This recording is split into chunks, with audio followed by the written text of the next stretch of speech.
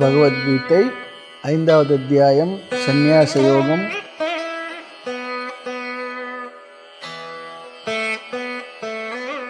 பதிமூன்றாவது வகுப்பு 19வது ஸ்லோகம். இகைவ தைர்ஜித சர்க்கஹ ஏஷாம் சாம்யே ஸ்திதம் மனः ஏஷாம் சாம்யே ஸ்திதம் மனः நிர்தோஷம் ஹி சமம் பிரம்ம தஸ்மாத் பிரம்மணி தே ஸ்திதாः இஹைவ தைர்ஜித சர்க்கஹ ஏஷாம் சாம்யே ஸ்திதம் மனः நிர்தோஷம் ஹி சமம் பிரம்ம தஸ்மாத் பிரம்மணி தே ஸ்திதாः. சென்ற ஸ்லோகத்திலே ஞான பலனாக விதவிதமான நாம ரூபங்கள் உடைய இந்த உலகில் இந்த நாம ரூபங்களுக்கு அதிஷ்டானமான பிரம்ம தர்சனம் ஞானிக்கு இருக்கின்றது என்று சொன்னார். ஆவிக்குள் ஆவியனும் அற்புதனார் சிற்சுகந்தான் பாவிக்கும் கிட்டுமோ பகராய் என்று சொல்லுவார். அதுபோல் இந்த இடத்துல நாம ரூபங்களுக்கிடையில் அதற்கு அதிஷ்டானமாக இருக்கக்கூடிய பிரம்ம தர்சனத்தை உடையவன் ஞானி சொன்னார். இந்த ஸ்லோகத்தில் பகவான் ஞான பலனாகிய ஜீவன் முக்தியையும் விதேக முக்தியையும் பேசுகின்றார். சமதர்ஷனத்தை உடையவன் என்னென்ன பலனை அடைவான். இதில் இன்னொரு கேள்வி, சரி எதுக்கு சமதர்ஷனம் தேவை? விஷமமாக பார்த்து கொண்டிருக்கலாமே, ஏன் ஒரே விதமாக சமமான பிரம்மத்தை பார்க்கணும்? ஒரே விதமான பிரம்மத்தை பார்த்தால் மனதில் ஒரு குதூகலம் இல்லையே, ஒரு சந்தோஷம் இல்லையே. பலவிதமான மலர்கள் இருந்தால் மாலை பார்க்கறதுக்கு அழகாக இருக்கும். ஒரே பூவில் கட்டினா விதவிதமான உணவு வகைகளை சாப்பிட்டா அதில் ஒரு நல்லா இருக்குது. இட்லியே தோசையை பண்ணால் ஒரே அரிசி மாவை தான் அது தோசை பண்ணலாம், வேறு எதோ பண்ணலாம், அப்படிலாம் சாப்பிட்டா நல்லா தானே இருக்குது. வேறு வேறு விதமாக பார்க்கலாமே என்றால் இங்கு ஏன் கூடாது என்பதற்கு இங்கு நம்ம கருத்தை பார்க்க போகின்றோம். விதவிதமாக பார்ப்பதை தியாகம் செய்து ஏகமாக ஒரே விதமாக பார்ப்பதில் என்ன பலன், அதை பகவான் இங்கு கூறுகின்றார். சமமான பார்வை உடையவன் உயிரோடு இருக்கும் பொழுதே அனைத்து விதமான சம்சாரங்களிலிருந்தும் துயரங்களிலிருந்தும் விடுபட்டு முக்தியை அடைகின்றான். விதேக முக்தியை பெறுகின்றான் என்று சொல்கிறார். பிராரப்தத்தின் முடிவில் அவன் விதேக முக்தியையும் பெறுகின்றான். அதுதான் இந்த ஸ்லோகத்தினுடைய சாரம். ஸ்லோகத்தை பார்க்கலாம். இகைவ தைர்ஜிதக, இக ஏவ இங்கேயே, இப்பொழுதே, இந்த ஷரீரத்துடன் இருக்கும் பொழுது. இக என்றால் அஸ்மின் தேகே, அஸ்மின் ஜன்மனி, தைஹி அவர்களால், எவர்களால்? ஞானிகளால், சமதர்ஷனத்தை உடைய ஞானிகளால் இங்கேயே இப்பொழுது என்னவாம்? சமதர்ஷிபிகி என்ன அடைகின்றாராம்? ஜிதக வெல்லப்பட்டது, வஷீகிருதாக வெல்லப்பட்டதாம். என்ன வெல்லப்பட்டதாம்? சர்க்கக ஜென்மமானது, பிறவியானது வெல்லப்பட்டது சொல்கிறார். பிறவி என்ற பெருங்கடலை அவர்கள் கடந்து விடுகின்றார்கள், கடந்து விட்டார்கள். பிறவியானது ஜெயிக்கப்பட்டது. இந்த பிறவி எதற்காக எடுத்தார்களோ இந்த பிறவியுடைய பிரயோஜனத்தை அவர்கள் பெற்று விட்டார்கள், வென்று விட்டார்கள். பரிக்கிரதாக பரிகாரம் செய்யப்பட்டது. உயிரோடு இருக்கும் பொழுது இந்த ஜென்மத்துக்கு பரிகாரம் தேடப்பட்டு விட்டது. தலைவலிக்கு பரிகாரம் தைலம் மருந்து அதுபோல் தேடுறோம்.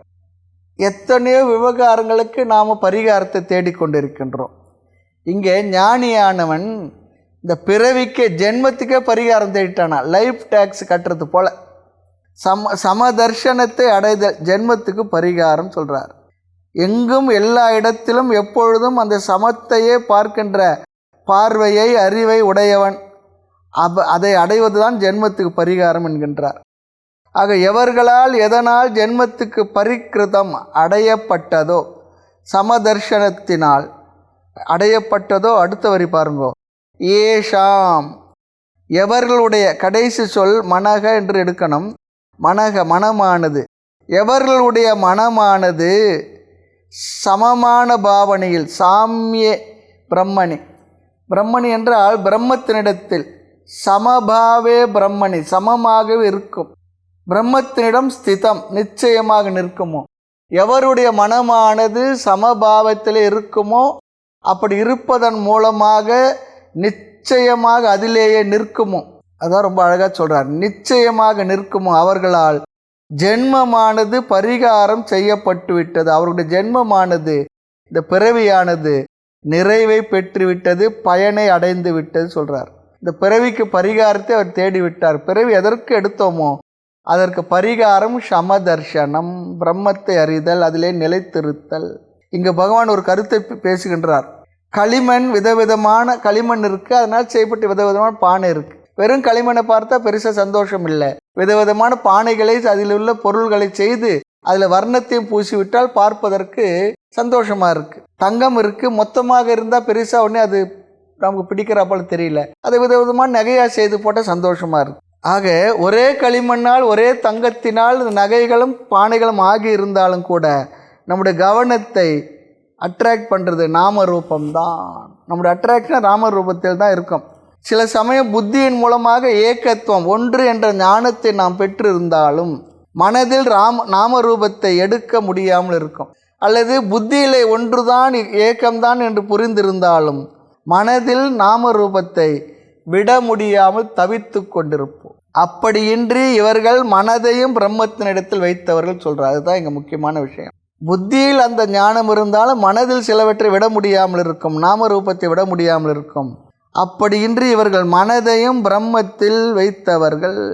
அறிவை மட்டுமில்லை, மனதையும் வைத்தவர்கள், அந்த கரணத்தை வைத்தவர்கள். எதில்? சமமான பிரம்மத்தில். அவர்களுடைய அறிவும் மனமும் ஸ்திதம் நிச்சலீபூதம் சொல்கிறார். நிச்சயமாக ஸ்திரமாக இருக்கின்றது. நாம் தியானத்துக்காக உட்கார்ந்த உடனே எதில் மனதை நிறுத்த வேண்டும் நினைக்கின்றோமோ நிச்சயமாக அதை தவிர மற்ற விவகாரங்கள் விஷயங்களில் தான் மனசு நிற்கும். பொதுவாக அப்படி தான் இருக்குது. சரி, அனாத்மா விஷயத்தில் அந்த மனசு நிற்குமா சொல்லி பார்த்தா அங்கேயும் நிற்கிறதில்லை. ஆத்மா விஷயத்தில் நிற்கிறதில்லை, அனாத்மா விஷயத்தில் நிற்கிறதில்லை, அங்கே எங்கேமா போயிட்டு வரும். அதற்காக மனதை கோபித்து கொள்ளக்கூடாதான். காரணம், அது அனாத்மாவில் நிற்பதில்லை, ஆத்மாவில் நிற்பதில்லை, ஓடிக்கொண்டே உள்ளது. அதுதான் மனதினுடைய தன்மை. ஓடிக்கொண்டே இருக்கின்ற தன்மை தான் மனதினுடையது. அப்படி ஓடும் மனதை வசீகரம் செய்து அந்த மனதை பிரம்மத்திடம் வைத்தவர்கள். மனதும் ஓடிக்கொண்டே இருப்பது நல்லது தான். ஒன்றிலே நின்று போனால் என்ன ஆகுன்னா நல்லா இருக்காது, அனாத்மாவிலே நின்றுவிடும். அப்படி ஓடிக்கிட்டு இருக்கிறதுனால தான் அதை என்ன பண்ணுறோம், ஆத்மாவில் கொண்டு நிறுத்த முயற்சி நிற்கின்றது. ஆக ஓடிக்கொண்டே உள்ள மனதை பயிற்சியினால் அமைதிப்படுத்தி நிறுத்தி அதை அறிவு சொன்ன இடத்தில் வைத்திருத்தல். அறிவு என்ன சொல்லியிருக்கு? எல்லா இடத்திலும் பிரம்மம் தான் இருக்குன்னு சொல்லியிருக்கு. ஆக யார் பிரம்மத்திடம் மனதை வைக்கின்றார்களோ அவர்கள் உயிரோடு இருக்கும் பொழுது ஜென்மத்தை நீக்கியவர்கள். அலையும் மனதை அகத்தடக்கும் அவனே சரியை கடந்தோனாம், அலையும் மனதை அகத்தடக்கும் அவனே கிரியை கடந்தோனாம். அலையும் மனதை அகத்தடக்கும் அவனே யோக தற்பரன் சொல்கிறார், ஞான அதிசூரன் சொல்கிறார். ஆக இந்த அலைகின்ற மனதை யார் பிரம்மத்திடத்தை வைக்கின்றார்கள் அவர்கள் உயிரோடு இருக்கும் பொழுதே ஜென்மத்தை நீக்கியவர்கள், சஞ்சித கர்மாவை நீக்கியவர்கள் சொல்கிறார். ஏனென்றால் சஞ்சிதம்தான் பிறப்புக்கு காரணமாக இருக்கின்றது. சஞ்சிதமேயான சரக்கான முச்சேரும் வெந்து பொறியாக வெடிக்கும் நாள் என்னாலும் சொல்கிறார். சஞ்சித கர்மாவும் போய் விடுகின்றது. போய பிழையும் புகுதருவான் நின்றனவும் தீயினில் தூஷாகும் செப்பேலோ ரெம்பாவாய் ஆண்டாலும் சொல்லுகின்றார். ஆக 2வது வரியில் பார்ப்போம். இந்த ஞானிகள் ஏன் எவ்வளவு கஷ்டப்பட்டு மனதை பிரம்மத்திண்டத்தில் வைத்தார்கள்? வேறு வேறு விஷயங்கள் நிறைய இருக்கே உலகத்தில். கிரிக்கெட் இருக்குது, ஹாக்கி இருக்குது, அல்லது எத்தனையோ கேளிக்கைகள் இருக்குது, எவ்வளோ விவகாரங்கள் இருக்குது, விஷயங்கள் இருக்குது.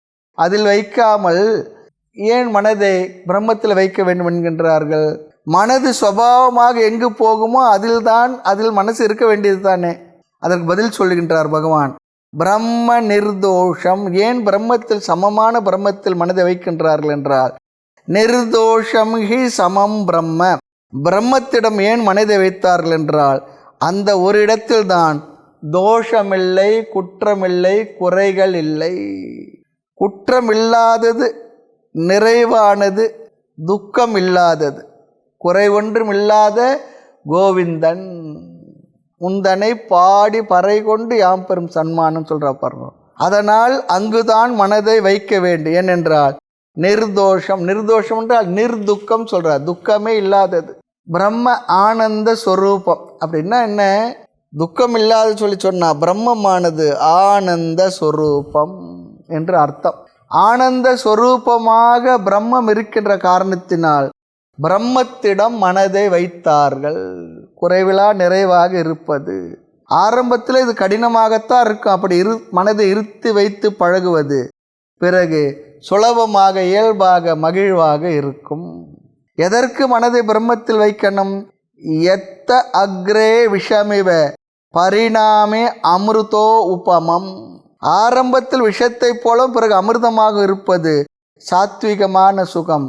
ஆகவே இந்த இடத்துல அந்த பிரம்மத்தினிடத்தில் மனதை வைப்பதன் மூலமாக அவன் அந்த பிரம்மமாக இருக்கின்ற அவன் அந்த ஆனந்த ஸ்வரூபமாக இருப்பதை உணர்கின்றான். ஆகவே அதிலேயே இருக்க வைக்க பழக வேண்டும் சொல்கிறார். இனி ஒரு அடைமொழி. சென்ற ஸ்லோகத்தில் பிரம்மத்திற்கு சமம் என்ற வார்த்தையை போட்டார். சம தர்சனம் என்பதற்கு பிரம்ம தர்சனம் சொல்லி பார்த்தோம். எந்த டிக்ஷனரியில் இந்த அர்த்தம் இருக்குன்னு சொல்லி சொன்னால் பகவான் சொல்லுகின்ற அந்த அர்த்தத்தை நாம் எடுத்துக்கொள்கின்றோம். பிரம்மத்திற்கு லட்சணமே சமமாக இருப்பது. சமதர்சனம் என்றால், சமம் என்றால் மாறாமல் இருப்பது, அழியாமல் இருப்பது என்று ஒரு அர்த்தம், அல்லது அப்படியே இருப்பது சொல்லி அர்த்தம். ஆனால் அனாத்மாவானது அப்படி இல்லை. நண்பர்கள் மாறுவார்கள், பகைவர்களாகவும், பகைவர்களும் நண்பர்களாக மாறுவார்கள். நிறைய உறவும் வருகின்றது, பிரிவும் வருகின்றது. எல்லாம் இந்த உலகத்தில் எளிமையாக இருந்து கொண்டு தான் இருக்கின்றது. மாற்றம் அனாத்மாவுடைய இயல்பு. அனாத்மாவில் மாற்றம் இருந்தே தீரும். அனாத்மாவுடைய லட்சணமே மாற்றம் தானே, மாறுவது தானே. மாறுவது மனம், சேருவது இனம் என்ன. அதுபோல் இந்த இடத்துல மாறுவது மாற்றம்தான் அனாத்மாவுடைய லட்சணம். ஆத்மாவிடம் பிரம்மத்திடம் சமம் இருக்கும், மாற்றமில்லை, மாற்றமில்லாதது, என்றும் இருப்பது. அதனால் பகவான் முடிவு செய்கின்றார், சொல்லுகின்றார், தஸ்மாத் ஆகவே பிரம்மணி தே ஸ்திதாக, அவர்கள் பிரம்மனிடத்திலேயே இருக்கின்றார்கள். அவர்கள் என்றால் எவர்கள்? பிரம்ம சமதர்ஷனத்தை உடையவர்கள்.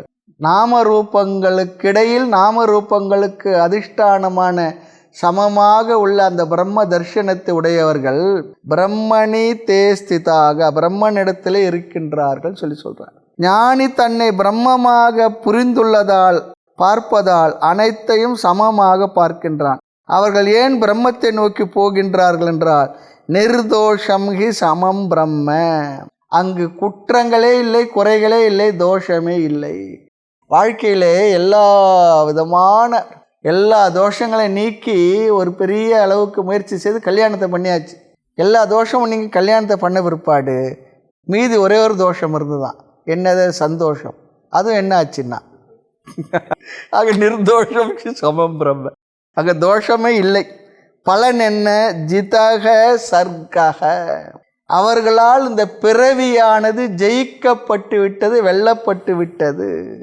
அவர்கள் மோட்சத்தை அடைகின்றார்கள். இந்த தேகம் உள்ளவரை ஜீவன் முக்தி. பிராரப்தத்தின் முடிவில் தேகம் சென்ற பிறகு அவர்கள் எப்படி இருப்பார்கள்? அந்த ஸ்திதிக்கு பெயர் விதேக முக்தி. ஞானியுடைய கோணத்தில் இல்லை, சாஸ்திரத்தின் கோணத்தில் அல்லது உலக மக்களுடைய கோணத்தில். அவர் பிரம்மமாகத்தான் இருந்தார். சரீரம் நீங்கிய பிறகு அவர் பிரம்மமே, அவ்வளவுதான். அடுத்து 20வது ஸ்லோகம். ந பிரகிருஷ்யேத் பிரியம் பிராப்ய நோத்விஜேத் பிராப்ய சாப்ரியம் ஸ்திர புத்திர் சம்மூடஹ பிரம்மவித் பிரம்மணி ஸ்திதஹ. ந பிரகிருஷ்யேத் பிரியம் பிராப்ய நோத்விஜேத் பிராப்ய சாப்ரியம் ஸ்திர புத்திர் சம்மூடஹ பிரம்மவித் பிரம்மணி ஸ்திதஹ. சென்ற ஸ்லோகத்திலே 19வது ஸ்லோகத்திலே தஸ்மாத் பிரம்மணி ஸ்திதக சொல்லி சொன்னார். பிரம்மனிடத்தில் நிலை பெற்று இருக்கின்றார்கள் என்று சொன்னார். இப்பொழுது யாரை பிரம்மனிஷ்டன் என்று அழைக்க முடியும்? அல்லது எப்பொழுது அவ்வாறு அழைக்க முடியும்? அதுக்கு பதில் சொல்கிறார். பகவான் ஒரு லட்சணத்தை சொல்லி அந்த லட்சணம் உடையவனை பிரம்மத்தில் நிலைத்தவன் என்று அழைக்கலாம் சொல்லி சொல்கிறார். எப்பொழுது ஒருவனுடைய மனநிலையானது எந்த வெளி சூழ்நிலையிலும் பாதிக்கப்படுவதில்லையோ, வெளி சூழ்நிலை அவன் மனதை நிர்ணயிப்பதில்லையோ, அப்பொழுது அவன் ஞானத்தில் நிலை பெற்றவன். கவனமாக அந்த கருத்தை புரிஞ்சுக்கணும். புல்லட் ப்ரூஃப் ஜாக்கெட் போட்டுக்கிறது போல, கவச்சம் அணிஞ்சிக்கிறது போல, கந்த சஷ்டி கவச்செல்லாம் போல, இங்கே ஞானம் என்ற கவச்சத்தை அணிந்து கொண்டு அவனால் எந்த பாதிப்புக்கும் அவனை எது பண்ணுறதில்லை, பாதிப்பதில்லை. ஞானா கவச்சம், ஞானம் தான். அப்படி ஒன்று இருக்கான்னா இருக்குது, கீதையில் தான் இருக்குது. ஆக கவனமாக இந்த கருத்தை புரிந்து கொள்ளணும். உடலுக்கு சௌகரியம் அசௌகரியம் அவருக்கு இருக்கும், மனதில் புத்தியில் அவனை எதுவுமே பாதிப்பதில்லை. யாருக்கு? ஞானத்தில் நிலை பெற்ற ஞான நிஷ்டனுக்கு. பொதுவாக வெளி சூழ்நிலை அமைதியாக இருந்தால் நம்முடைய மனதும் அமைதியாக இருக்கும். வெளி சூழ்நிலை அமைதி இல்லைன்னா நம்முடைய மனதில் அமைதி இருக்காது. அப்பொழுது நம்முடைய மனதினுடைய அமைதியை நிர்ணயிப்பது சூழ்நிலைகள். அப்படி நிர்ணயிக்கிறதுனால தான் என்ன, இந்த சூழ்நிலை ஒரு மாதிரி இருந்ததுன்னா வெளியில் எங்கன்னா போய் அப்படியே வரலான்னு சொல்லி போகிறோம். ஆமாம், வெளி சூழ்நிலை கொஞ்சம் நல்லா இருக்குன்னு சொல்லி போகிறோம். ஆக வெளி சூழ்நிலையை வைத்தே நம்முடைய மனதும் அமைகின்றது. என்றைக்கு வெளி சூழ்நிலையும் நம்முடைய மனதை விட்டு சம்பந்தமற்று போகின்றதோ அன்று நாம் பிரம்மத்தினிடத்தில் நிலை பெற்றிருக்கின்றோம் என்று அர்த்தம் சொல்கிறார். எந்த வெளி சூழ்நிலை நம்ம எப்பொழுது பாதிப்பதில்லையோ, பாதிக்காதோ. அதாவது யாக்ஞவல்கியருடைய ஆசிரமத்தில் ஜனகர் பாடம் கேட்டுக்கிட்டு இருக்கார். அந்த கரையில் மித்திலை ஏதோ தீ பிடிச்சிருச்சுன்னு சொன்ன உடனே எல்லாரும் எந்திரிச்சு ஓடுறாங்க. ஜனகர் மட்டும் அமைதியாக அமர்ந்து இருந்தாராம். என்ன இது, என்ன ஜனகருடைய ராஜ்யம் அது, அரண்மனை எல்லாம் அங்கே தாரு. மிதிலை அழிஞ்சாலும் நான் அடியறதில்லை, பாடம் தொடரலான்னு சொல்லி சொன்னார். எப்படி இருக்கு பாருங்க. ஸ்லோகத்தை பார்க்கலாம். ந பிரகிஷ்யேத் பிரியம் பிராப்பிய. பிரியம் என்றால் சுகத்தை தரும் வஸ்துவை, பொதுவாக சுகத்தை மகிழ்ச்சியை தரும் ஒரு வஸ்துவை பிராப்பிய அடையும் பொழுது ந பிரகிருஷ்யத் மகிழ்வதில்லை, அவன் குளிர்ந்து போவதில்லை. ஹர்ஷம் என்றால் மனதில் மகிழ்ச்சி, உற்சாகம். உலகில் எப்பொழுதுமே பிரியமே வந்து கொண்டிருக்குமா என்றால் வராது. பிரியத்துக்கு ஆப்போசிட்டாக இருக்க விட அப்பிரியம், அதுவும் நமக்கு வரும். பிரியமில்லாத ஒன்றை நாம் அடையும் பொழுது ந உத்விஜேத், துவேஷத்தை, வெறுப்பை, மன கொந்தளிப்பை, கொதிப்பை அடைவதில்லையோ, துள்ளுவதில்லையோ, துவண்டு விடுவதும் இல்லையோ. ரொம்ப அழகாக சொல்கிறார். பிரியம் என்பதை விளக்கமாக பார்க்கணும். எது எல்லாம் நம்மை அடைகின்றதோ அது எல்லாம் நம்மளுடைய பிராரப்தம் தான். எதெல்லாம் நம்ம கொண்டு சூழ்நிலை, மனிதர்கள், பொருள்கள் எல்லாவற்றையும் நாம் சந்திக்கின்ற எல்லாவற்றையும் நமக்கு கொண்டு சேர்ப்பது நம்முடைய பிராரப்தமே. பிரியம் அப்பிரியம் இரண்டுமே பிராரப்த வசத்தால் வருவதே. சில பொருள்கள், சில வச்சனங்கள், சில மனிதர்கள், சில சூழ்நிலைகள் எல்லாம் வருவது தான். பிரியம் என்றால் இங்கே பிரியமான வஸ்துக்கள் என்று பொருள். ஆமாம், வச்சனங்கள் சொல்லி பொருள், சொற்கள் என்று பொருள். பிரியமான வஸ்துக்களும் வச்சனங்களும் சொற்களும் நம்மிடத்தில் வரலாம். பிரியமில்லாத பொருள்கள், வஸ்துக்கள், வச்சனங்களும் வார்த்தைகளும் நமக்கு வரலாம். அவ்வாறு வரும்பொழுது ஞானிக்கு துள்ளலோ துவழுவதோ கிடையாது சொல்கிறார். துள்ளுவதும் இல்லை, துவண்டு விடுவதும் இல்லை. எது எப்பொழுது நடக்குமோ, எப்போ எந்த நிபந்தனையை நான் போடவில்லையோ அப்பொழுது அதெல்லாம் நடந்து தான் தீரும். எனது மகிழ்ச்சிக்கு எந்த விதமான வெளி நிபந்தனையும் காரணம் கிடையாது. நாம் இப்பொழுது பொதுவாக நிறைய நிபந்தனைகள் வைத்துள்ளோம். எதற்கு? நான் மகிழ்ச்சியாக நிறைவாக இருப்பதற்கு. எனக்கு அப்படி இருக்கணும், இப்படி இருக்கணும் என்றெல்லாம் நாம் பார்க்கின்றோம். ஞானி அதனால் எல்லாம் அப்செட் ஆகிறதில்லை. நாம் இப்போ செய்து வைத்த செட்டப்பெல்லாம் ஒழுங்காக இருந்தால் சந்தோஷமாக இருக்கும். அது அப்செட் ஆனால் நாமளும் என்ன ஆகிறோம்? அப்செட் ஆகிட்டுறோம், டிஸ்டர்ப் ஆச்சுன்னா. ஆனால் பிரியம் வந்தாலும் அப்பிரியம் வந்தாலும் ஞானியானவன் மனதளவில் சமமாக இருப்பான். அல்லது பிரியம் அப்பிரியம் எது வந்தாலும் எவன் சமமான மனநிலையில் இருக்கின்றானோ அவன் ஞான நிஷ்டன் என்று கூறலாம் சொல்கிறார். இந்த சூழ்நிலையில் யார் மனம் அசையாமல் ஆடாமல் இருக்கிறார்களோ அவர்களே ஞான நிஷ்டர்களாம். ஒரு கேள்வி, ஏன் பிரியம் அப்பிரியம் ஆனது என்ற இரண்டு அவனுக்கு வரும்?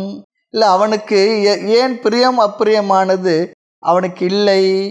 மற்றவருடைய பார்வையில் அது பிரியமான அப்பிரியமான வஸ்துவாக இருக்கின்றது. ஆகவே இங்கே அந்த வார்த்தையை உபயோகப்படுத்த வேண்டியதாக இருக்குது. ஞானியுடைய பார்வையில் பிரியம் அப்பிரியம்லாம் எதுவும் இல்லை. ஆக ஞானி தன்னுடைய பார்வையில் புகழையும் இகழையும் ஒன்றேயாக கருதுகின்றான். இவைகளெல்லாம் அத்தியாசம் என்று புரிந்துள்ளான். தோற்றங்கள் தான் என்று புரிந்துள்ளான். உண்மை இல்லை என்று புரிந்துள்ளான். மித்யா என்று புரிந்துள்ளான். வாழ்வெனவும் தாழ்வெனவும் இரண்டா பேசும் வையகத்தார் கன மயக்கமான பாழ்வலையை கிழித்துதறி செயல் போய் வாழ பரமே நின் ஆனந்த பார்வை எங்கன்னு கேட்குறார். வாராதெல்லாம் ஒழிய வருவதென எல்லாம் எழுத மனது சாட்சியதாகவே சொல்கிறார். மறுவ நிலை தந்தது சொல்கிறார். வந்ததையும் போனதையும் வைத்து வைத்து பார்த்திருந்தால் சிந்தை ஹிதமகிதம் சேரும் பராபரம் என்கின்றார். ஆக விவகாரத்தில் எதை பிரியம் அப்பிரியம் என்று வைத்துள்ளோமோ அதில் உடலுக்கு மனதுக்கு சுகதுக்கம் தரும் வஸ்து வச்சனத்தில் இவைகளில் அவன் சமமாக இருப்பான். ஸ்திர புத்திகி, ஸ்திரமான புத்தியை உடையவன். ஸ்டடி இன்டலெக்ட் சொல்கிறார். மைண்டு மட்டும் இல்லை, ஸ்டடி இன்டலெக்ட், புத்தி ஸ்திரமாக இருக்கான். அவன் அறிந்து கொண்ட விஷயத்தில் உறுதியான புத்தியை உடையவன். என்ன விஷயத்தை அறிஞ்சிருக்கிறான்? பிரம்ம சத்தியம் ஜெகத் மித்யா. பல பேருக்கு புத்தியை அசைந்து விடும், அது வேற. ஆக அப்படி இன்றி ஸ்திரமாக இருப்பான். கலங்காத நெஞ்சுடைய ஞானதீரர் சொல்கிறார். கலங்காத நெஞ்சுடைய ஞானதீரர் கடவுளை உனைக்கானா காயமாதி புலம் காணா நான் ஒரு ஞானம் பேசி பொய்க்கூடு காத்து என்ன புதுமை கண்டாய் சொன்னார். எல்லாரும் இந்த பொய்க்கூட்டை தான் காத்துக்கிட்டு இருக்காங்க. இல்லை என்ன பெருசாக புதுமை இருக்குன்னு சொல்கிறார். நானும் அப்படியே காத்துக்கிட்டு இருக்கேன்ற. ஆமாம், திடமுறவே நின்னரில் சேர்ந்து இருக்க வேண்டும் என்று கேட்பார் தாய்மலரும் கூட. யார் யார் எனக்கென்ன போதித்தம் என்ன அறிவினை மயக்க வசமோ சொல்லுவார். ஆக அப்படிப்பட்டவர்களாக இருப்பவர் ஸ்திர புத்தி. அடுத்து பாருங்க, அசம்மூடக, அவனுடைய மனமானது மோகத்துடன் இல்லை சொல்கிறார். மனது என்றால் மூடத்தனமாக ஏதாவது செய்து கொண்டே தான் இருக்கும். அசம்மூடக என்றால் விபரீத தரிசனத்திலிருந்து விடுபட்டவன், வேண்டாத விஷயங்களில் வாசனைகள் இல்லாதவன், அசுப வாசனா ரகிதக. அசுப வாசனைகள், எந்த விதமான தேவையில்லாத வாசனைகளும் அவனிடத்துல இல்லை, சம்ஸ்காரங்களும் இல்லை. அப்படிப்பட்ட இவன் யார்? பிரம்மவித்து. இப்படிப்பட்ட பிரம்மத்தை அடைந்தவன், அறிந்தவன், மோகத்திலிருந்து விடுதலை அடைந்தவன், ஆத்ம அனாத்ம விவேகத்தை செய்து சத்திய மித்யா விவேகம் உள்ளவன், அப்படிப்பட்ட அறிவை உடைய பிரம்மவித்து. அவர் என்ன சொல்லலாம்? அவன் எப்படி இருக்கின்றான் பாருங்க. பிரம்மணி ஸ்திதக, பிரம்மத்திடம் நிலை பெற்றவன் இத்யுச்சத்தை என்று சொல்லப்படுகின்றான். பிரம்மவித்து பிரம்மணி ஸ்திதக, எல்லா மற்ற லட்சணங்களை உடையவனாக இருக்கிறவன் பிரம்மத்திலேயே. இப்படிப்பட்டவன் தான் மன நிறைவுக்கு எந்த நிபந்தனை இல்லாதவன். அவனைத்தான், அப்பொழுதுதான் அவனை அவ்வாறு சொல்ல முடியும், பிரம்மத்திலே நிலை பெற்றவன் என்று சொல்ல முடியும். ஏற்கனவே பார்த்த கருத்துக்கள் தான் இதெல்லாம். என்ன அடைந்தாலும் தன் மனதில் சுகதுக்கம் என்பதை அடையாத பிரம்மவித்து, பிரம்மத்து நிலை பெற்றவன் என்று அழைக்கப்படுகின்றான். ஆத்மன்யேவ ஆத்மனா துஷ்டக துக்கேஷு அனுத்விக்னமனாக சுகேஷு விகதஸ்பிருக அப்படிலாம் சொல்லி நாம் பார்த்திருக்கின்றோம். அந்த கருத்துக்களையே தான் இங்கும் பகவான் பேசுகின்றார். இனி 3 ஸ்லோகங்களில், அடுத்த 3 ஸ்லோகங்களில் வைராகியத்தை பேசுவார். 21, 22, 23. வைராகிய மகிமா தேவை அபேக்ஷா. 21வது ஸ்லோகம். பாக்யஸ்பர்ஷேஷ்வ சக்தாத்மாம் விந்தத்யாத்மனி யத் சுகம்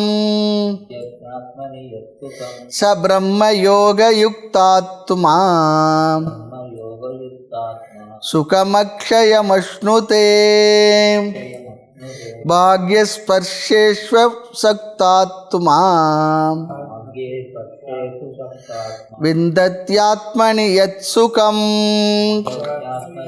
ச பிரம்ம யோக யுக்தாத்மா சுகமக்ஷயமஷ்ணுதே. வெளி விஷயங்களை துறந்தவனுக்குத்தான் ஆத்ம சுகம் என்று இங்கு பகவான் அழகாக சொல்லுகின்றார். வெளி விஷயத்தை துறந்தால் தான் ஆத்ம சுகம். சந்தேகம் வரும். வெளி விஷயங்களிலிருந்து வரும் சுகத்தை அனுபவிக்கலாம், ஆத்ம சுகத்தை அனுபவிக்கலாமே, ஏன் கூடாது? 2 சுகம் இருந்துட்டு போட்டோமே, அனுபவித்து கொண்டிருக்கலாமே. ஸ்ரேயஸ் என்கிற நன்மையையும் பிரேயஸ் என்கிற இன்பத்தையும் இரண்டையும் ஏன் அனுபவிக்கக்கூடாது? ஏன் என்றால் பகவான் சொல்லுகின்றார், முடியாது என்கின்றார். ஏனென்றால் வெளி விஷயத்தில் ஆத்ம சுகம் இல்லை, வெளி விஷயத்தை துறந்தவனுக்கு தான் ஆத்ம சுகம் சொல்லி சொல்கிறார். வெளி விஷயம் என்ன? இந்திரியங்களின் மூலமாக வருவது. பராஞ்சிகாணி வெத்துர்னத் ஸ்வயம்பூஹு. இந்திரியங்களை எப்பொழுதும் வெளி விஷயங்கள் செல்லுமாறு படைத்து ஜீவர்களை அடித்து விட்டார், நம்மை கொடுமைப்படுத்தி விட்டார், பழி வாங்கி விட்டார் என்றெல்லாம் நாமோ கட்டோபனிஷத்தில் பார்த்திருக்கின்றோம். அவருடைய நம்முடைய மனம் அதனால் சுபாவமாக வெளி விஷயத்திலேயே பற்றுடனே வெளியிலே சென்று கொண்டுள்ளது. அப்படிப்பட்ட மனதை யாரோ ஒருவர் கச்சித்தீரக அதிலிருந்து விலக்கி அதிலிருந்து வெளிப்பட்டு அதை அமைதிப்படுத்தி இந்த ஆத்ம சுகத்துக்கு வருகிறார்கள். ஆக என்ன காரணத்தினால் வெளி விஷயத்தை அனுபவித்து ஆத்ம விஷயத்தை அனுபவிக்க முடியாதென்றால், நல்லா மூக்க பிடிக்க சாப்பிட்டு தியானத்தில் உட்காந்து ஆழ்ந்து தியானம் பண்ண முடியுமா? அவ்வளோதான். நல்லா 2 ஸ்லீப்பிங் டோஸ் போட்டால் போல் ஆழ்ந்த உறக்கம், அவ்வளோதான். குரட்டை தான் வரும், அது முடியாது. ஆக 2 சேர்த்து அனுபவிக்க முடியாது. சூடான ஐஸ்கிரீம் எப்படி இல்லையோ அதுபோல் இந்த ஆத்ம சுகமும் வெளி சுகமும் 2ஐயும் ஒரு சேர நாம் பெற்றிருக்க முடியாது, அனுபவிக்க முடியாது. கண்மூடினால் ஆத்ம சுகம், கண்ணை திறந்தால் இந்திரிய சுகம். ஆமாம், 2ஐயும் அனுபவிக்கலாமே என்றால் கேட்க நல்லா இருக்கு, ஆனால் முடியாது. ஏன் எப்படி என்பதைத்தான் பகவான் இந்த ஸ்லோகத்தை சொல்லுகின்றார். ஏதோ ஒன்று தாம்பா உனக்கு கிடைக்கும். பாக்ய இந்திரிய விஷயங்களில் வருவது பாக்ய சுகம், வெளியில் இருக்கக்கூடிய சுகம், வெளி சுகம். வெளி விஷயங்களிலிருந்து விலக்கி கொண்டால் தான் ஆத்ம சுகம் கிடைக்கும். வெளி விஷயங்கள் சுகம் கிடைக்க நம்முடைய மனம், உடல் இவைகளில் இந்திரியங்களில் நம்முடைய அபிமானம் இருக்க வேண்டும். கண் வழியாக, காது வழியாக, நாக்கு வழியாக, மூக்கின் வழியாக இந்த உலகத்தில் உள்ள பொருள்களை நாம் அனுபவிக்க முடியும். எனக்கு அந்தந்த விஷயங்களில் பலகீனம் இருக்குது, ஆகவே அவைகள் அனுபவிக்க வேண்டும் என்றால் வெளி விஷயங்கள் அபிமானம் நம்ம அதிகமாக அடர்ந்தும் இருக்கின்றது. இதை யோக சாஸ்திரத்தில் அபிநிவேஷம் சொல்லுவாங்க. உடலில், மனதில், விஷயங்களில் அடர்ந்த பற்று இருக்கு. ஆனால் இந்த உடல் இந்திரியமெல்லாம் என்ன அனாத்மா என்று நமக்கு சாஸ்திரம் சொல்லி கொடுத்திருக்கின்றது. இதில் அபிமானம் உள்ளவனுக்கு ஆத்ம அறிவும் அதனால் வருகின்ற சுகமும் எப்படி வரும்? ஆகவே வராது என்பது இங்கு நமக்கு தெரிந்திருக்க வேண்டும். ஆக ஆத்ம சுகம் என்பது ஆத்ம அனாத்ம விவேகத்தை செய்து பிரித்து உணர்ந்து நான் ஆத்மா என்று விளக்கி புரிந்து கொள்வது. நான் ஆத்மா என்று உணர்ந்த அதனால் வருகின்ற சுகம் ஆத்ம சுகம். இது புத்தகத்தை படித்தால் மட்டும் வருவதில்லை. பஞ்சகோஷ விவேகம் செய்து கோஷங்களை கடந்த ஆத்மாவாக அறிவிலே புரிதல், பேச்சளவில் சொல்லளவில் இதெல்லாம் நாம் படிக்கலாம், கேட்கலாம், அதில் கடக்கலாம். மனதளவில் நாம் கடந்திருக்க மாட்டோம். மனதளவில் நாம் கடக்க வேண்டுமென்றால் வெளி விஷயங்களில் அபிமானம் நமக்கு குறைந்திருக்க வேண்டும், நீங்கி இருக்க வேண்டும், விலகி இருக்க வேண்டும். அதைத்தான் வைராகியம் என்று சொல்லுகின்றோம். ஆக வெளி விஷயம் எதுவுமே போகத்துக்குரிய விஷயம் என்பது அந்த அறிவு தான் வைராகியம். எல்லா வெளி விஷயங்களும் போகத்துக்குரிய விஷயங்கள், இன்ப நுகர்ச்சியை தருவது. அதில் மாறுதல் இருக்குது, குறைவு இருக்குது, கூடுதல் இருக்குது, தேய்மானம் இருக்குது. வெளி விஷயங்கள் இந்திரியத்துடன் சம்பந்தப்பட்டது. அதற்கு அதிகாரி வேறு, அதோட பலனும் வேறு. எதை பார்த்தாலும், எந்த உணவை பார்த்தாலும் அந்த டேஸ்ட் நமக்கு ஞாபகம் வந்துடுது இல்லையா? எதை பார்த்து உணவை உயிர் வாழ பயன்படுத்த வேண்டும், சுவைத்து உண்பதற்காக மட்டுமில்லை என்று சொல்லுகிறார். அதுக்காக சுவையே தெரியக்கூடாது, சுவைக்கக்கூடாது என்றால் அப்படின்னு சொல்லவில்லை. அதற்காக மட்டுமே நாம் வாழவில்லை. ஆக இதெல்லாம் அபிமானம் இருந்தால் ஆத்ம அனாத்ம விவேகத்தை அறிவில் செய்து அதிலிருந்து கடந்து மனதில் நாம் என்ன பண்ணணும்? வந்திருக்கணும். ஆனால் வெறும் படிப்பறிவு மட்டும் நமக்கு அப்படி மனதில் கடந்த ஒரு நிலையை தந்து விடுவதில்லை. அதனால் மனம் நிறைவையும் அடையாது. மேலும் ஆத்ம சுகம் எதனிடமிருந்து பெறுவதில்லை. அதன் சுகத்தை பெற இந்த இந்திரியங்கள் துணை புரியவும் புரியாது. ஏனென்றால் நானே அந்த ஆத்மா என்ற அறிவினுடைய தெளிவில், அந்த அறிவில் தெளிவு வர வேண்டும்ல விவேக வைராகியம் சமமாதிரி கேட்க சம்பத்தில் இருந்தால் தான் நான் ஆத்மா என்ற அறிவில் நம்மால் நிலை பெற்று இருக்க முடியும். ஆக ஆத்ம சுகத்தை பெற இந்த இந்திரியம் துணை புரியாது, அதற்கு தேவையும் இல்லை என்கின்றார். ஸ்லோகத்தை பார்க்கலாம். பாக்ய என்றால் வெளியே இருக்கின்ற ஸ்பர்ஷா பொருள்கள், ஆப்ஜெக்ட். கிருக்யந்தே பர்ஷயந்தே இதி பர்ஷாக, இந்திரியைகி கிரகியந்தே, இந்திரியங்களினால் எது கிரகிக்கப்படுகின்றதோ அனுபவிக்கப்படுமோ அவைகள் ஸ்பர்ஷாக. தொடு உணர்வு என்ற அர்த்தம் மட்டும் இங்கே இல்லை. இங்கே பார்க்கப்படும் தொடப்படும் பொருள்கள் என்ற அர்த்தம். பொருள்கள் சொல்லி அர்த்தம். எவைகள் இங்கு இருக்கு? பாக்கியம் சொல்லி சொன்னா வெளியில் இருக்கு. பாக்ய ஸ்பர்ஷேஷு, வெளியில் இருக்கின்ற விஷயங்களில் பொருள்களில். இங்கு ஏன் ஸ்பர்ஷேஷன் சொல்கின்றார் சொல்லி சொன்னா, இந்த உலகத்தில் எத்தனையோ விஷயங்கள் இருந்து கொண்டு இருக்கின்றது. பாம்பு, பல்லி, இன்னும் பூரா, இன்னும் என்னென்னவோ இருக்குது. ஆனால் அது மேலெல்லாம் நமக்கு அபிமானம் வந்துடுதா? பார்க்குற விஷயங்களில் எல்லாம் அதெல்லாம் வைராகியம் வராது, அபிமானம் வரல. பாக்ய சொல்லி சொன்னால் இந்திரியங்கள் சில பொருள்களைத்தான் போக பொருள்களாக பார்த்து கொண்டுள்ளது. ஆக இந்திரியங்களால் போக பொருள்களாக பார்க்கப்படும் விஷயங்களில் என்ன இருக்கணுமா? அசக்தாக, பற்றில்லாமல் இருக்கிற ஆத்மா, அந்த கரணம் சொல்லி அர்த்தம், மனம் சொல்லி அர்த்தம். அசக்த மனக, பற்றில்லாத மனம். அசக்தாக ஆத்மா என்றால் அந்த கரணம் எஸ்ய சக, வெளி விஷயங்கள் பற்றில்லாத மனதை உடையவன் அசக்த ஆத்மா. இங்கே அசக்த ஆத்மா என்றால் இன்னொரு பொருள் அப்பிரவிருத்தாக, பிரவிருத்தி இல்லாத மனதை உடையவன். இதெல்லாம் அந்த வார்த்தையிலுடைய ஆழ்ந்த அர்த்தங்கள்.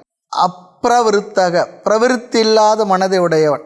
பிரவிருத்தி இல்லாத மனதை உடையவன் என்ன?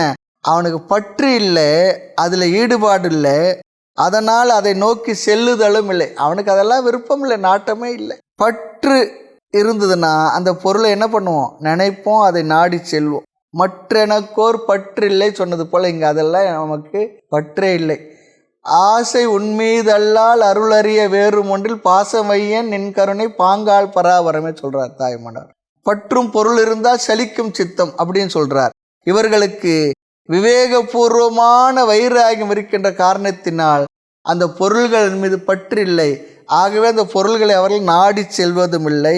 நன்கு புரிந்து கொண்டவர்கள்.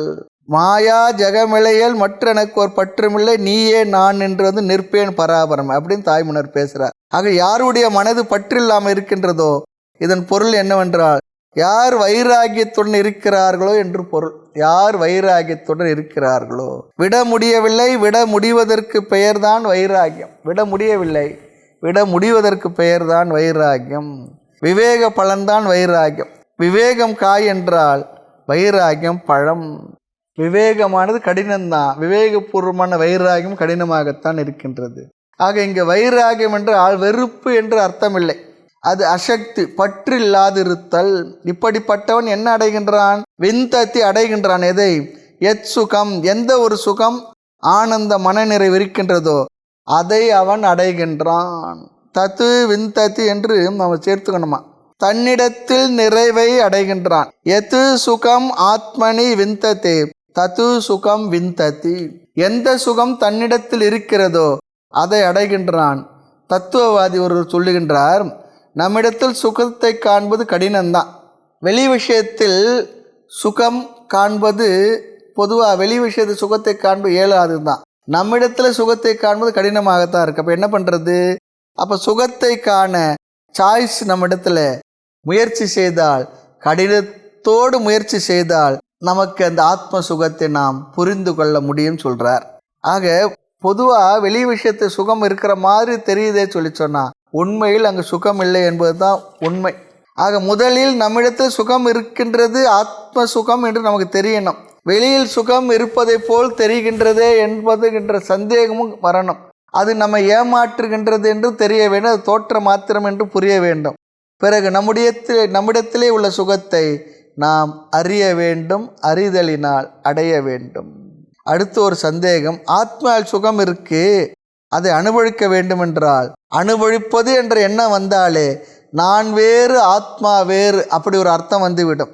ஆக இங்கே என்னன்னா ஆத்மாவே சுகஸ்வரூபம், நானே சுகம் என்று தெரிந்து கொண்ட காரணத்தினால் மனதில் வருகின்ற ஒரு நிறைவு, அதைத்தான் பகவான் இங்கு சொல்லுகின்றார். நானே ஆத்மா நிறைவானுன்ற அறிவினால் வருகின்ற சுகம். 10வது மனிதனை எங்கன்னா தேடி கண்டுபிடிச்சாங்களா? 10வது மனிதன் நான் தான் என்று அறிந்ததனால் அவனை அடைந்தார்களா? இதுவே பெரிய கண்டுபிடிப்பு தான். யாரையோ எதிலேயோ எங்கேயோ தேடினார்களா என்றால் இல்லை, நானே அந்த 10வது ஆள் என்று புரிந்து கொண்டதைப் போல நானே அந்த சுக வடிவமாக உள்ளேன் என்று புரிந்த பிறகு அந்த சுகத்தை வெளியில் நான் தேட வேண்டியதில்லை என்ற மன அமைதி. அதைத்தான் பகவான் இங்கே ரொம்ப அழகாக சொல்கிறார். ஆத்மாவிடம் சுகம் இருக்கு என்று சொன்ன பகவான் அதை அனுபவிக்க வேண்டும் என்று சொல்லவில்லை. ஆத்மாவே ஆனந்த சொரூபம், நானே அந்த ஆனந்த வடிவினன். இப்படி ஒரு மன நிறைவு. சர்க்கரை இனிப்பு தேடுமா? சர்க்கரை இனிப்பு தேடுமா? ஆமாம், தேடாது. ஆக வெளி விஷயத்தில் போகத்தில் மூழ்காத பற்றில்லாதவனுக்கு இந்த ஆத்ம சுகம் புரியும் வரும். தன்னிடத்திலே அவன் அப்பொழுதுதான் சுகத்தை அடைவான். அதான் சொல்ல கௌப்பீனவந்தக கழு பாக்யவந்தக. ஆமாம், வெறும் கௌப்பீனம்தான் இருக்குது, மரத்தடி கூட அவனுக்கு சொந்தம் இல்லை. ஆனால் அவன் தான் அந்த உலகத்திலே பெரிய பாக்யவான் சொல்கிறார்.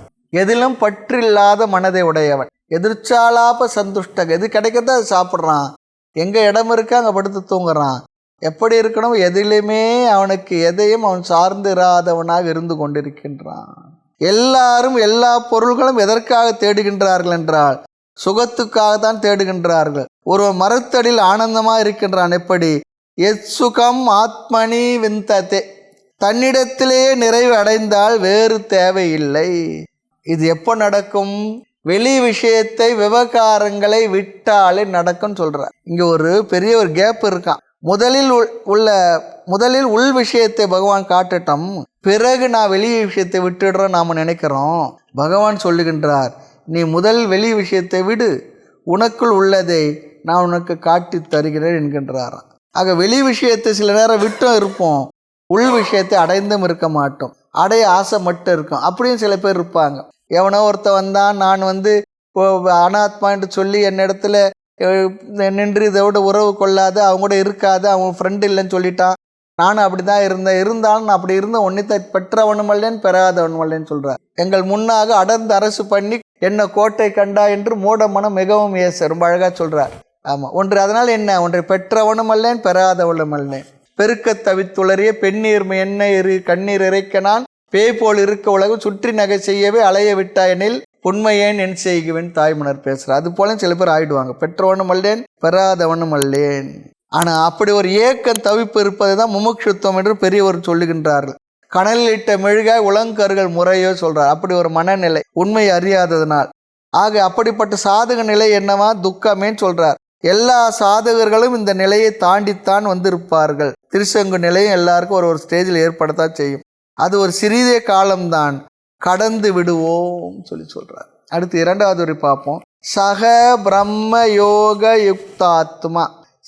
சக என்றால் அவன் வைராகியத்தை, அதாவது வைராகியத்தை உடையவன்.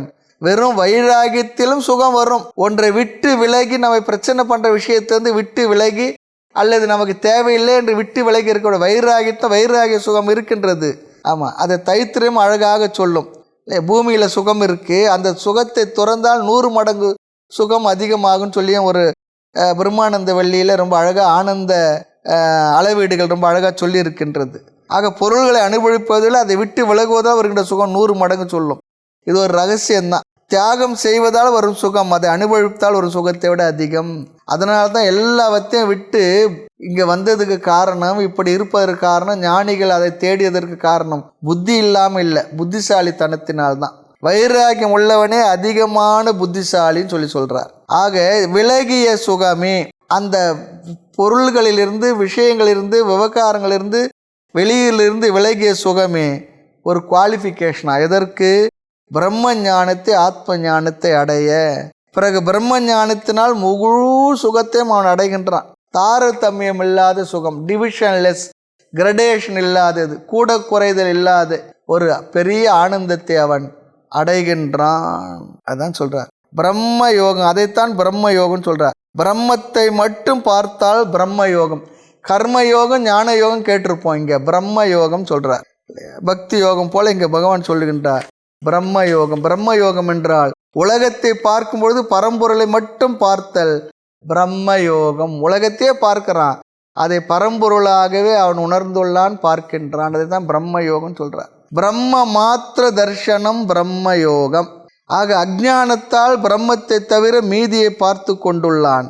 சாதாரணமாக யுக்தக பொருந்தி அவன் தெளிவான விவேக சக்தி உடையவன் வைராகியத்துடையவன் பிரம்ம தர்ஷனத்தில் பொருந்தி இருக்கின்றான். பிரச்சனை எதுவும் இல்லாத பொழுது சாதாரண பார்க்குறோம் உலகத்தில், பிரச்சனை எதுவும் இல்லாத பொழுது மனசு பொருந்தி இருக்கும். பிரச்சனை இருந்தாலும் இவன் என்ன பண்ணுவான், அந்த மனதில் பொருந்தி இருப்பான்னு சொல்கிறான். நம்ம பார்த்தோம், ஒரு கிளியை வளர்த்தாங்க வீட்டில், ராமா ராமா ராமா சொல்லி கொடுத்தாங்க. யார் வந்தாலும் வாங்க வாங்க வாங்க அப்படி சொல்லுமா. சாதாரண நேரத்தை அப்படி சொல்லும். ஒரு நாள் ஒரு பூனை கிட்டக்க வந்த உடனே கீன்னு கத்த ஆரம்பிச்சிடுச்சான். அது போல் எல்லாம் சரியாக இருந்தால் நாம் இன்னும் பெரிய ஒரு நிலையில் இருக்கிறாப்புல நினைப்போம். எதுனா ப்ராப்ளம் பிரச்சனை வரும்போது தான் நமக்கு தெரியும், ஆகா நான் என்னவோ கோட்டை விட்டுட்டேன்னே சொல்லி. ஆனால் இந்த ஞானியான பொருந்தியவன் பிரச்சனை எதுவும் இல்லாத பொழுதும் மனது பொருந்தி இருக்கும்.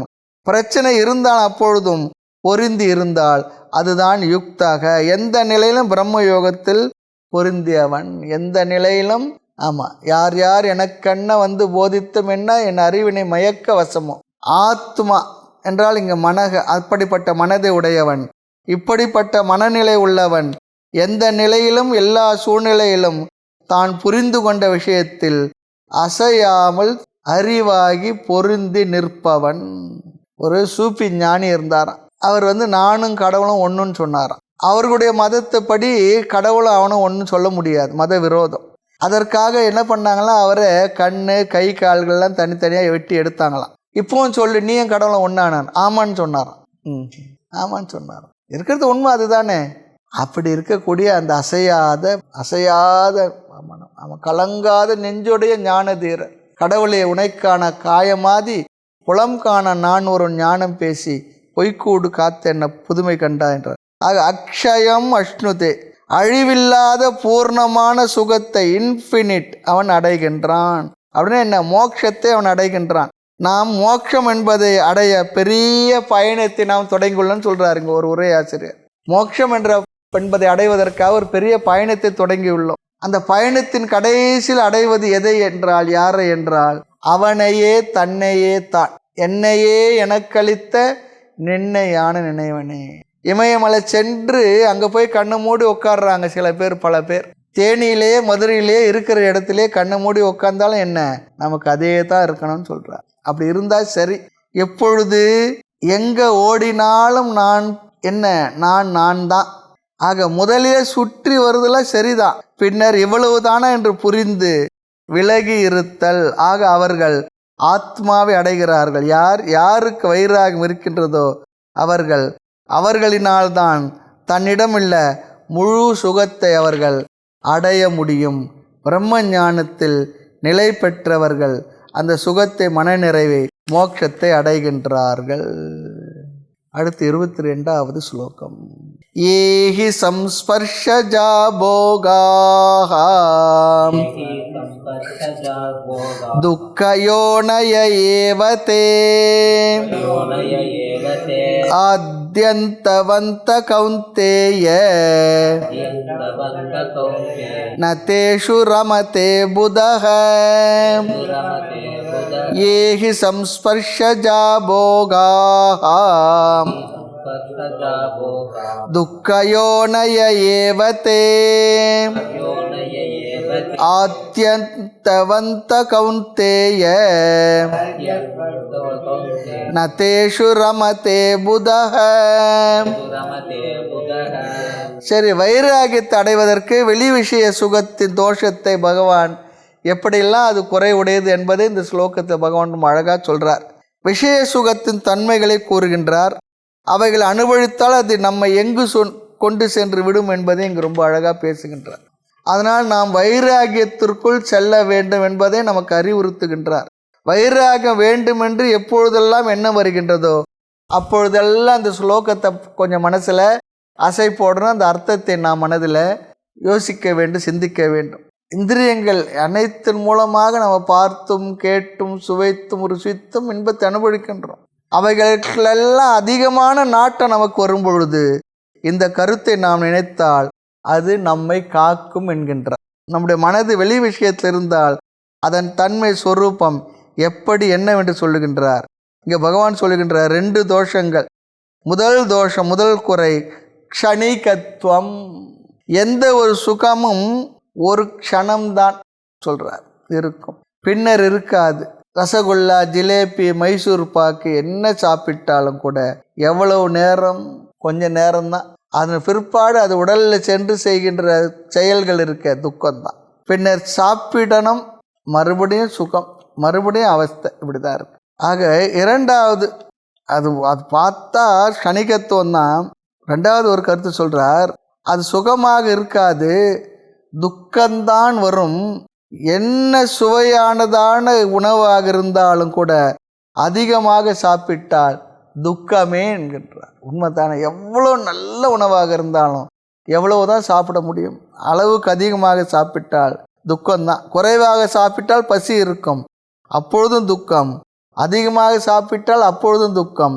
அளவாக சாப்பிட்டால் மறுபடியும் இந்த சுவையான உணவு கிடைக்குமா என்று அது வேற ஒரு துக்கம். ஆக சுவைக்கின்ற முன்னும் பின்னும் துக்கம், சுவைக்கும் நேரம்தான், அந்த க்ஷணம்தான் சந்தோஷம் சொல்கிறார். உண்மைதானே? அதை ஆத்யந்தவந்தக, ஆதி அந்தத்தை உடையது, முதல் முடிவை உடையது சொல்கிறார். தொடக்கம் முடிவை உடையது, தோற்றம் முடிவை உடையது, ஆரம்பம் முடிவை உடையது என்கின்றார். எந்த ஒரு பொருளும் அனுபவித்தால். இரண்டாவது காரணம், ஒவ்வொரு கண சுகமும் மாறுவது துக்க யோனி சொல்கிறார். அந்த ஒவ்வொரு க்ஷணம் சுகமும் கூட துக்க யோனி, துக்கத்துக்கு காரணம் சொல்கிறார். துக்க யோனய ஏவத்தே, துக்கத்திற்கு மூல காரணம். அவைகளை துக்கம் என்று சொல்லலை, துக்க காரணம் என்று சொல்கிறார். அதுவே துக்கம் சொல்லலை, அவைகள் துக்க காரணம் என்று சொல்லுகின்றார். மேலும் விஷயங்களை நாம் அடுத்த வகுப்பு பார்க்கலாம். மூர்த்தி எல்லாம் வாழி, எங்கள் மௌனகுரு வாழி, அருள் வார்த்தை என்றும் வாழி, அன்பர் வாழி, பராபரமே. ஓம் பூர்ணமத பூர்ணமிதம் பூர்ணாத் பூர்ணமுதச்யதே பூர்ணஸ்ய பூர்ணமாதாய பூர்ணமேவாவசிஷ்யதே. ஓம் சாந்தி சாந்தி சாந்தி. ஹரி ஓம். ஸ்ரீ குருப்யோ நமः. ஹரி ஓம்.